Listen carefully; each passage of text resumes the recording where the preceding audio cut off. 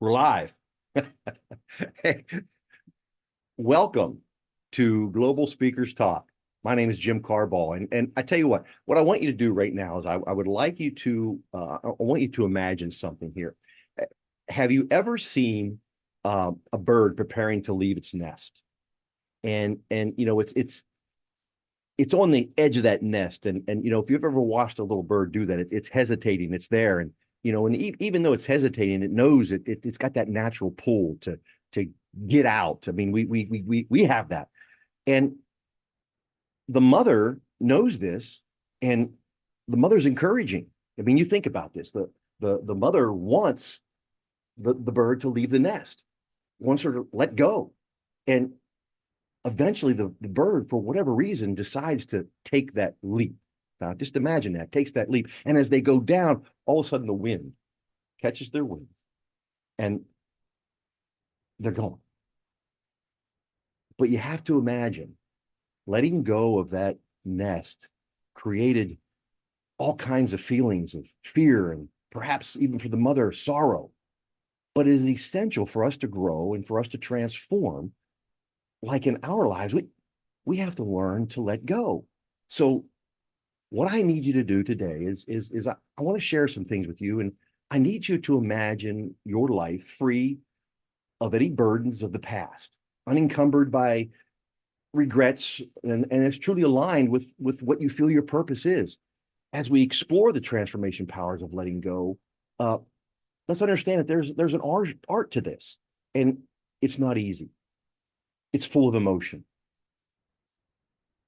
But mastering that art of letting go, uh, it empowers our lives fully when you think about it. So, so how do we let go? I mean, it's necessary at times for us to evaluate where we are. Myself, they're throughout my journey and your journeys. Think about it. They're never a straight line. They're always zigging and always zag. Sometimes they're up and sometimes they're down. And just like that bird that you imagine, there could be a point where you let go and there's a great fall. But the act of letting go actually lifted us up in the end, where we soar higher than our original nest. Letting go is a journey. It in itself, it encompasses more than the physical art of letting go, but it also emotional. There are two emotions that we deal with when we're letting go. We fear disappointment and we fear rejection. And one more, regret. If we let go, we regret that we've wasted time, but yet we think about how much time we would have wasted if we kept going. Over time, a gift was given to me years ago by my grandfather.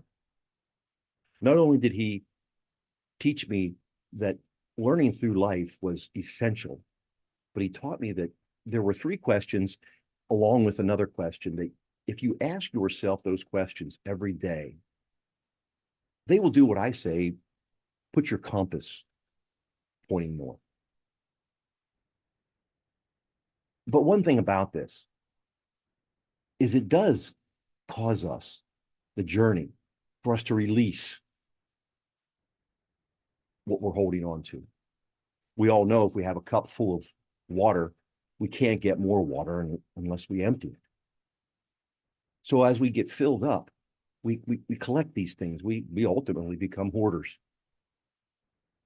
And we hold on emotionally, physically, even though what we're holding on to, whether it be a relationship, an idea, doesn't meet our ultimate goal. Let's look further into the importance of deciding how we let go. When we come to the crossroads of our lives, we're facing all kinds of decisions. So bear with me a minute, and I want you to think of this. Throughout the world, there are many people who plan vacations. And there's a group of people, many people, who plan vacations to ascend and climb mountains. But they're not looking to climb Everest or El Capitan or any of the big ones. They're looking for adventures that they take one day, a mountain climb, maybe Pikes Peak. And a lot of these adventures, these one-day mountain climbs, they start early in the morning. They have a halfway point where they take a break, and then they make it to the top of the mountain, spending the night at the very peak of the mountain, and then descending the next day. Now, they start out early in the morning, right? And when they get to the halfway point, what's ironic, there's usually a ski lodge or some type of facility where they sit down, they're able to take their hiking boots off and backpacks, and they're able to, sit down and have a really good meal.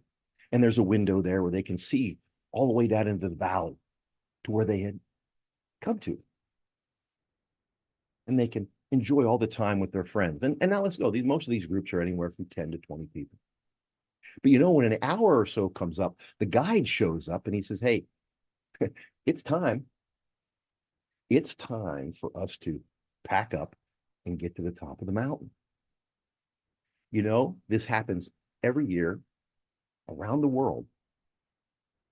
And people have been keeping statistics on this. And ironically, 50% around that way decide to stay in the lodge. Now, remember, they had a goal of getting to the top of the mountain. They literally are having a problem of letting go. Of what? Comfort. They're sacrificing the comfort, the daily, the instant comfort for their goal. Now they stay there, they get to have a nice meal, spend a nice evening, warm evening looking over. Meanwhile, their partners are climbing to the top of the mountain. They get to the mountain, they set up their camp, they enjoy a nice meal over the fire that you just add water. But it isn't until the next day when the group who made it to the top of the mountain comes back down at the halfway point to pick up their friends, but also to have a moment to relax before they reach all the way to the base of the mountain. It's when this group that came down from the top of the mountain sits around the table and is having a conversation. And it's when the other group who stayed hears them talk about how dark the sky was, yet the stars looked like you could reach it. The air was crisp. Never had such a great meal in my life, even though it came out of a bag and was just heated up with water. The best sleep I ever had. Now imagine those people who missed out on it. It's then they start to realize that they sacrificed their goal. They didn't have the ability to let go of comfort of which they knew. Had they asked themselves three questions, I want you to think of this now, and the ultimate question at the end. I have spent every day of my life since my grandfather gave me those questions. I wake up and I ask myself these three questions. When I embark upon an activity, I ask myself these three questions. When someone invites me to go do something, I ask these three questions. Now, it doesn't avoid me from going out and enjoying a concert and all those things, but these three questions, had the people who stayed behind on the mountain climb asked these three questions, they'd have been out the door. What are they? Number one question, every morning when you get up, ask yourself, why are you here? Now that may seem like a global question. That may seem like a question you ask yourself, for that year-end purpose. But if you drill it down, all the way down, and make it a daily question, and more powerfully, a question about something you're doing. You can read a book for enjoyment. We should. But we also read books to empower us. Well, if we're reading a book that empowers us, you have to ask yourself, why are you here? Are you getting what you need? So why am I here? Why am I here gives you your purpose. Had the mountain climbers who sat there at lunch and decided that they weren't going to go said, why am I here? Oh, that's right. I'm here to climb the mountain. The second question, what's going to be your legacy? You don't build your legacy at the end of your life. You build your legacy every moment and every day of your life. It's your passion. People will talk about your passion when you're not in the room. That will be your legacy. What's the legacy of the people who stayed behind? They didn't even consider that. The legacy is they didn't complete the task. They can't deny that. Years later, months later, they can't say, well, yeah, we climbed the mountain. No, we didn't climb the mountain. We didn't. Why are you here? What will be your legacy? Third question, what is it you want? Now, we've all heard about finding your why. You can't find the why without the want. What is it you want? Those people who, again, stayed behind, what is it they wanted? They wanted to get to the top of the mountain. They forgot that. Because that should trump everything. What is it you want? Think about it. As I journeyed through life, all the decisions I made, as tough as they were, what is it I want? I remember I had just sat down and built my very first home. What an what an adventure.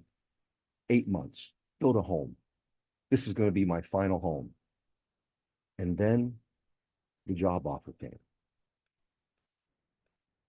Why am I here? What will be my legacy? And what is it I want? I lived in that house for less than 6 months and moved. It was a dream, and I still have it. And it was still a process. I still have the memories, and I still have the knowledge it took to help partake in building that home. The lessons are irrefutable. But you're going to climb that mountain. Why are you here? What is your legacy? What will be your legacy? And what is it you want? But here's the ultimate question that my grandfather shared with me. And it goes beyond big. If you have that want, then there's going to be something you have to do. We all had to do that. Back when I was going through school, I struggled. Didn't read very well, couldn't spell, still can't to this day. It wasn't until I got to college that I found out that I was dyslexic. And there are skills and things you can learn to overcome, but there's also strengths from being dyslexic. For instance, I can speed read very well because part of what I do in dyslexia is I get rid of all the junctions where it's ands, is, ors, but, and I just get to the facts. But think about that. I wanted to go to college. And at the time in high school, scores weren't that great. So what is it you want? Then what is it my must do? Is the next question, is the ultimate question. Yeah, that's your goals. But I'm going to challenge you today. Look at the goals, because I learned this. As I wrote goals, I realized I also had then to create habits, because goals will fade. That's why people fail all the time. We've all been on diets. We've all been on diets. You have a goal, we're going to lose 20 pounds. Well, if we don't change our eating habits, truly change them, not just for the short period, not just for the short run, we got to change our habits. Habits last, goals fade. Habits trump goals. Done. What habits do you have to create once you figured out what it is you have to do? Well, in my case, in going to college, what is I had to do? I had to work harder in the classroom. I had to get tutors. I had to do things. I had to really practice for those SATs, the ACT tests. And I had to be prepared to create that good study habit so that when I got to college, I'd make it happen. 3 questions I challenge you to make every day to refocus, rejourney your life every day. I've done it for over 40 years. It's on my desk every day. Why are you here? What will be your legacy? What is it you want? And then in parentheses, what is it you must do? Create the habit. Create the habit. Letting go is never going to be easy because we emotionally get attached to everything that we grab a hold of. They always bring back memories, some that make us smile, but at times we have to realize nothing lasts forever and everything has its time. As we conclude the exploration on how to let go, I would like to urge you to embrace change as a catalyst to grow and transform. Let go of fear, let go of doubt, and let go of your past and that no longer serves you. If it's not serving your why am I here, if it's not serving what will be your legacy, it's not giving you what you want, then let it go and embark on a journey of self-discovery. Together, we can embrace a liberation of letting go and craft the life that gives us true purpose, passion, and profound fulfillment. It's time for you to answer those three questions. I had a grandfather who only had an eighth grade education, but yet he went on to become an installation engineer and an entrepreneur. And heck, he built an airplane because he wanted to learn how to fly. What is it you want? Think about it. The minute you let go, there'll be a fall, just like the bird from the nest, right? But the wind's going to get you. Once you close the door behind you, there are so many more you can open. Embrace the power of letting go. Three simple questions. Why am I here? What will be my legacy? And what do I want?